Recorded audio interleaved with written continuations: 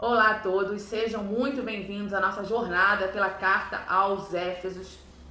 Hoje nós vamos mergulhar no primeiro capítulo, um texto rico, profundo e que vai nos dar um panorama glorioso, maravilhoso, grandioso do plano de Deus para a humanidade e para a igreja. Então esse capítulo ele não é apenas um começo, mas ele é a base, ele é o alicerce que isso vai sustentar toda essa carta. Vamos ler então o capítulo 1.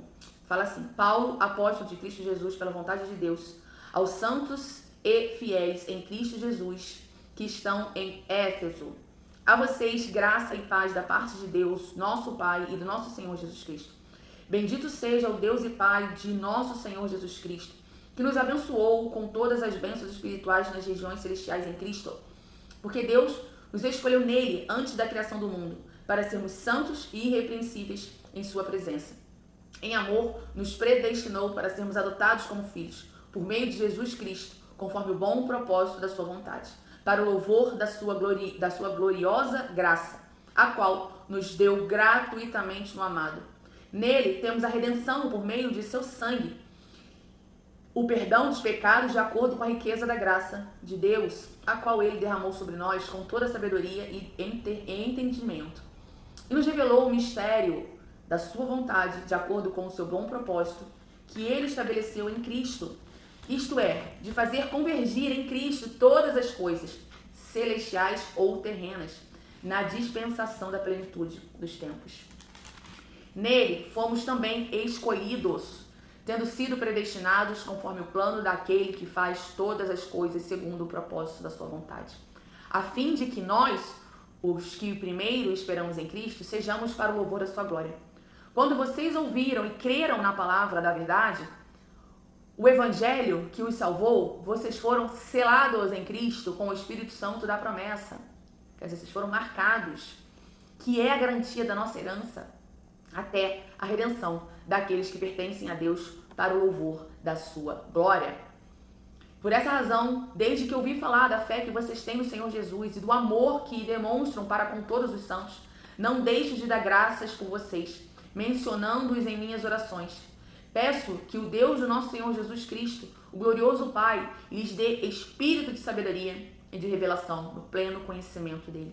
Oro também para que os olhos do coração de vocês sejam iluminados, a fim de que vocês conheçam a esperança para a qual ele os chamou, as riquezas da gloriosa herança dele nos santos, e a incomparável grandeza do seu poder para conosco, os que cremos conforme a atuação da sua poderosa força. Esse poder ele exerceu em Cristo, ressuscitando-o dos mortos e fazendo assentar-se à sua direita nas regiões celestiais, muito acima de todo governo e autoridade, de poder e domínio e de todo nome que se possa mencionar, não apenas nessa era, mas também na que há de vir. Deus colocou todas as coisas debaixo dos seus pés e o designou cabeça de todas as coisas para a igreja, que é o corpo, a plenitude daquele que enche todas as coisas em toda e qualquer circunstância. Então nesse primeiro capítulo aqui, nós temos verdades incríveis, poderosas. Mas primeiro nós vamos olhar o cenário por trás desse capítulo 1. Então nós vamos entender onde e em qual contexto essa carta ela foi escrita. Então acredita-se que o apóstolo Paulo ele escreveu essa carta por volta de 60 a 62 depois de Cristo. E ele estava preso em Roma. Então você imagina Paulo preso por causa da sua fé, mas em vez de desfalecer, ele escreve uma das mais poderosas cartas, uma das mais poderosas declarações da esperança e propósito que temos na Bíblia.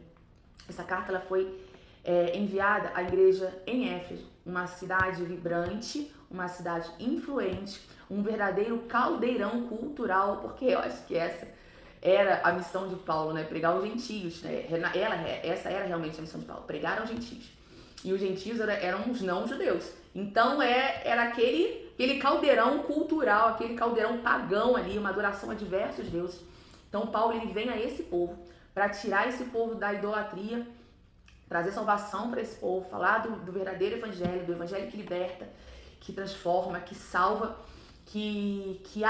mostrar a esse povo que existia uma liberdade em Deus e ele precisava culturalmente arrancar toda maneira de adoração que esses povos tinham no paganismo, tirar de dentro da igreja que estava sendo estabelecida ali na região da Ásia Menor. Então Éfeso era famosa pelo seu grandioso templo à deusa Diana. Éfeso era um centro de paganismo. Então, nesse contexto, a mensagem de Paulo sobre a supremacia de Cristo, sobre todos os poderes e a unidade da igreja, era revolucionária e profundamente necessária para aquele povo e também para nós hoje, né? Não deixou de ser. Por isso que Paulo enfatiza que tudo está, que Cristo está sobre todo o poder, sobre toda a autoridade. Cristo está sobre tudo. Ele é o cabeça da igreja. Não há nada que seja maior do que Cristo. Então, Éfeso 1 ele vai começar com essa explosão. Primeiro, começa com essa explosão de louvor, né? Quase um hino de gratidão. Paulo ele convida a celebrar as bênçãos espirituais, aqui a partir do versículo 3, as bênçãos espirituais. Ele nos lembra que a nossa salvação não foi um acidente. Ele também nos lembra, nesse primeiro capítulo aqui, que nós fazemos parte de um plano perfeito, de um plano eterno, deliberado e amoroso do nosso Deus Pai. Ele nos apresenta também nessa carta que muitos de nós fomos separados antes da criação do mundo. Muitos de nós, não, todos nós fomos separados antes da criação do mundo. Nós fomos escolhidos, ele fala aqui no versículo 4, porque Deus nos escolheu nele antes da criação do mundo para sermos selados, para sermos santos e irrepreensíveis por sua presença. Então nós fomos selados por Cristo, pelo Espírito Santo, quando nós ouvimos e nós cremos na palavra, ok? Então esse capítulo ele termina também, como nós vimos aqui a partir do versículo 15, esse capítulo ele vai terminar com uma oração de Paulo, onde ele pede que Deus ilumine o nosso coração. Para quê? Para que nós possamos entender a esperança para a qual nós fomos chamados e a grandeza do poder de Deus. Então esse poder não é um poder abstrato. Ele é o mesmo poder, Paulo fala aqui que esse poder da nossa salvação é o mesmo poder que ressuscitou Cristo dos mortos. Olha isso! E o colocou acima de todo e qualquer principado, autoridade e domínio. É o que ele fala aqui no versículo 20. Esse poder ele exerceu em Cristo, ressuscitando dos mortos e fazendo-o assentar-se à sua direita. A direita de quem? A direita de Deus. Cristo está sentado à direita de Deus nas regiões celestiais, ok? Muito acima de todo governo, autoridade, poder e domínio e de todo nome que se possa mencionar, não apenas nessa era, mas também na era vindoura. Então, aqui está o ponto culminante. A igreja é o corpo de Cristo. Então, não há nada que seja maior do que o poder que existe na igreja de Cristo. Não há nada que sobreponha esse poder que ressuscitou Cristo. Não há nada nessa era e nem na vindoura. Então a igreja, ela é um instrumento de poder.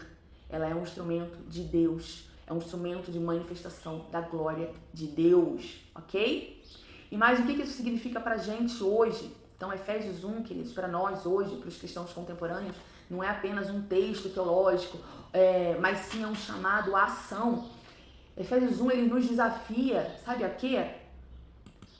Ele nos desafia a pregar o evangelho de forma verdadeira, ele nos desafia a pregar o evangelho de forma poderosa. Ele nos desafia a viver em gratidão, a valorizar a unidade da igreja, a proclamar o evangelho com ousadia. Então, nesse capítulo, nós somos lembrados da nossa fé, que está enraizada em um pleno e perfeito plano de Deus.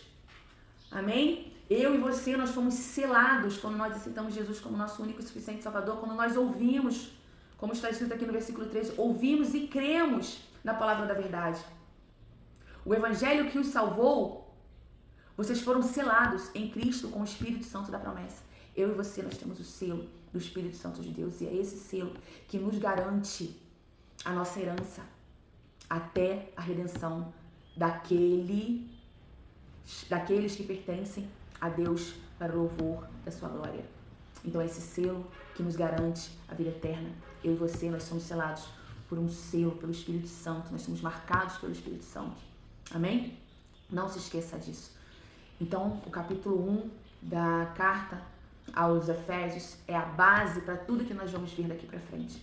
Então nós somos lembrados em viver em gratidão, em valorizar a unidade da igreja, a proclamar o evangelho com ousadia. Nós também somos lembrados que nós não somos um acaso, que Deus nos escolheu, Deus nos separou antes da fundação do mundo, e nesse amor é que nós estamos alicerçados. Amém? Ele também nos lembra desse poder e dessa autoridade, desse poder que é maior do que qualquer poder. Amém? É maior do que todo governo, toda autoridade, todo poder e domínio de todo nome que possa ser mencionado, não apenas nessa era, mas na era vindoura. Esse é o poder que há em Deus. E nós somos, e Deus deu Cristo como cabeça da igreja, e nós somos a igreja de Cristo nessa terra. Selados, separados, santos, amém? E que nós sabemos o poder e a grandeza do nosso Deus. Até o nosso próximo vídeo, nesse livro incrível, com tanta instrução que é o livro de Efésios. Até a próxima.